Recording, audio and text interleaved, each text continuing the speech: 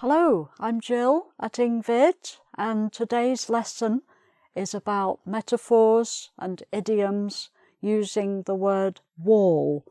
So you might think, wall, that's a strange word. Are there so many idioms and metaphors using that? Well, in fact there are, and they're all quite interesting, I think, and they're quite useful too.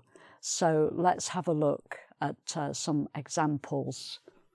So a wall, you know what a wall is. It might be bricks. Sometimes it refers to a brick wall, or sometimes just wall, the walls of a house, the walls of a building. Okay, so something quite straightforward and literal, not metaphorical so much, but actually literally true, is some places have wall-to-wall carpet, which means they have carpet on the whole of the floor, right up to the walls, to the edge. Okay, so that's usually quite luxurious, nice to have. They've got wall-to-wall carpet in every room in their house, so it sounds nice.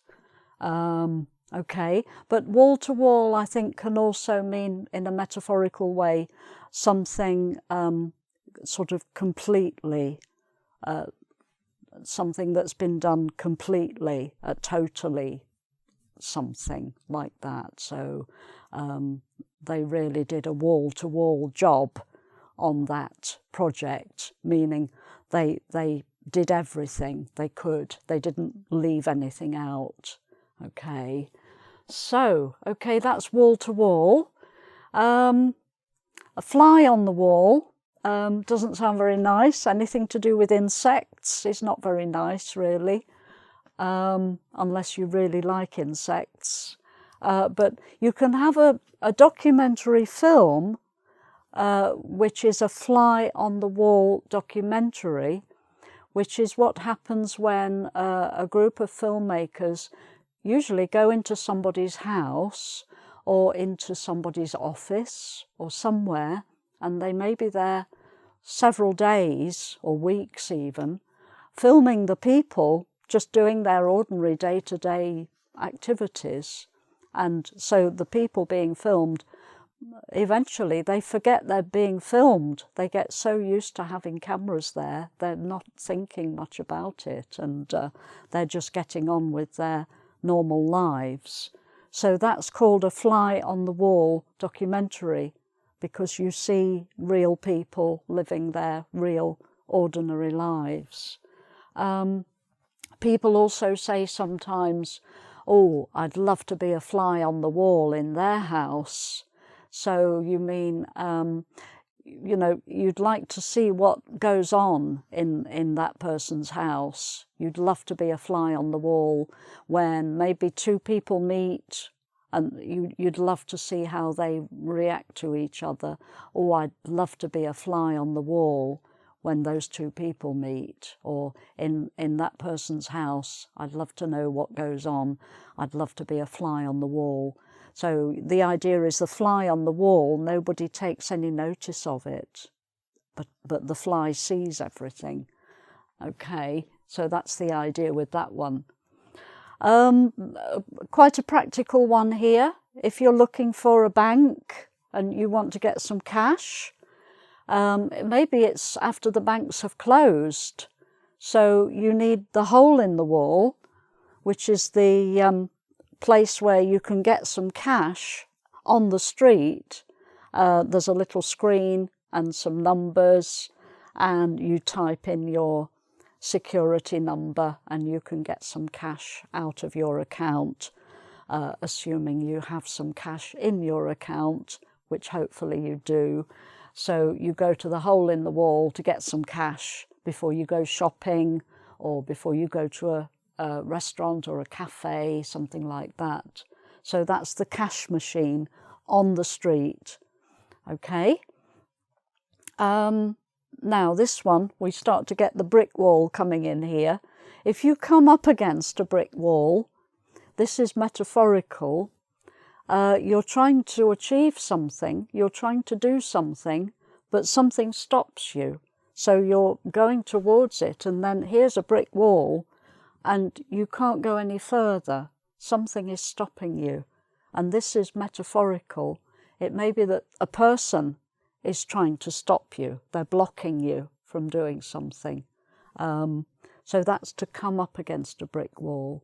Or maybe you're just working on a project and you can't get any further. You can't get some more information that you need to carry on with the project. So you don't know where to go from there. So you've come up against a brick wall. Okay? And if you're in that situation, you might say, this project, it's driving me up the wall, meaning you're almost climbing the wall in frustration because you can't get anywhere, or something is driving you mad, making you crazy because things are not working out properly. So it's driving me up the wall. Okay? If someone says we've got our backs to the wall, it's like this, you're up against a wall here, you can't go back any further.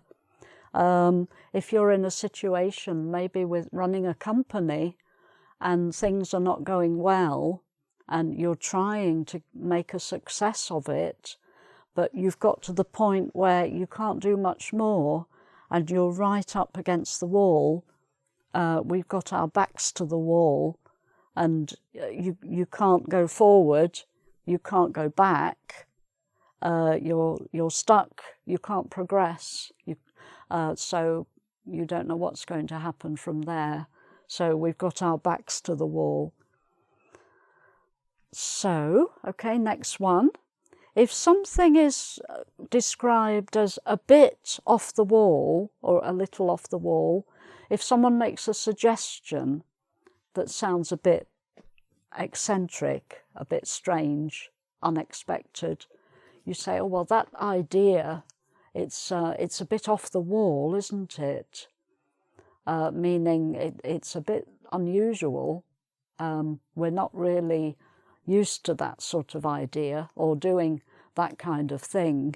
If you have a new idea for selling a product and it's not the usual way of doing it, someone might say, well, it's a bit off the wall, isn't it? But okay, we could try, see if it works. Maybe we need something that's off the wall to create more interest, to appeal to people's imaginations and so on. Okay. Right, so to see the writing on the wall, this is when you realise that things are not good.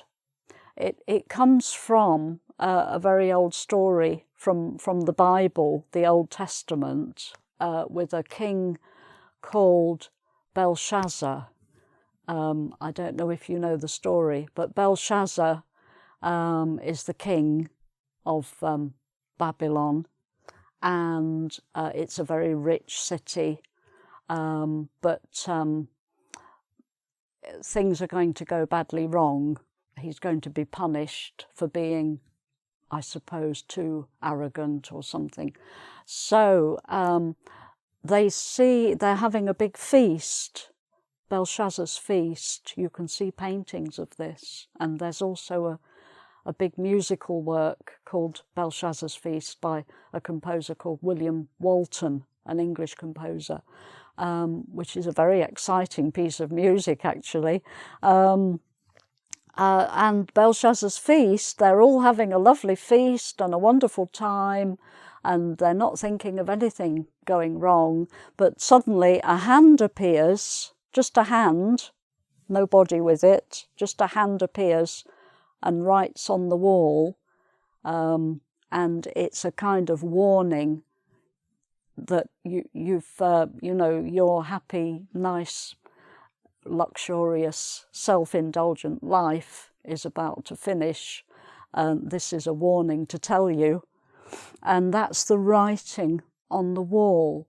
So it's now used as a metaphorical saying if you see the writing on the wall, it's a kind of, oh, there's trouble now.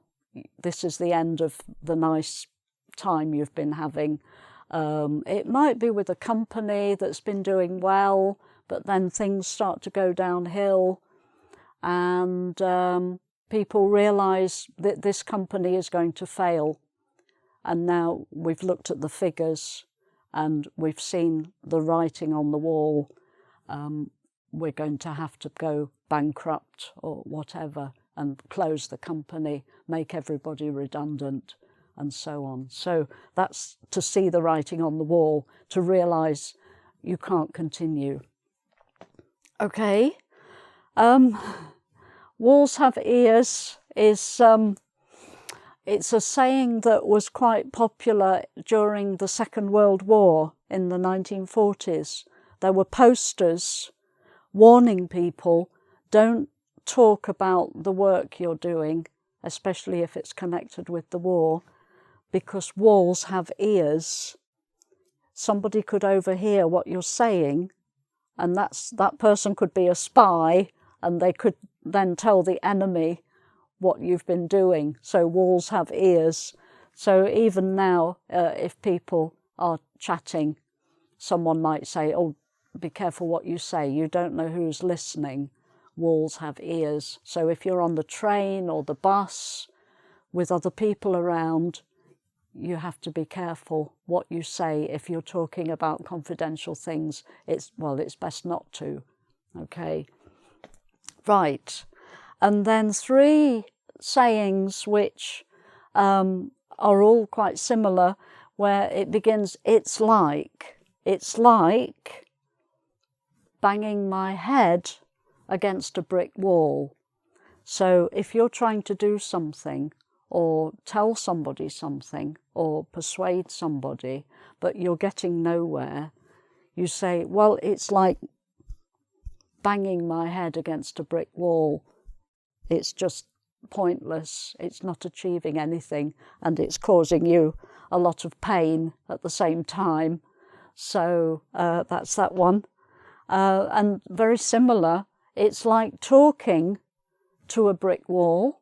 I mean, if you talk to a wall, that's a waste of time and energy as well, because the wall isn't going to, it's not a wall with ears, it's a different kind of wall.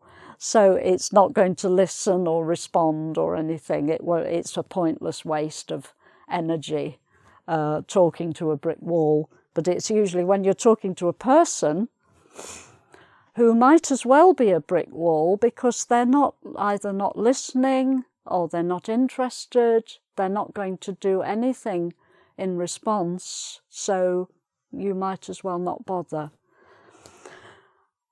And finally, which is a bit similar again, it's like nailing jelly to the wall.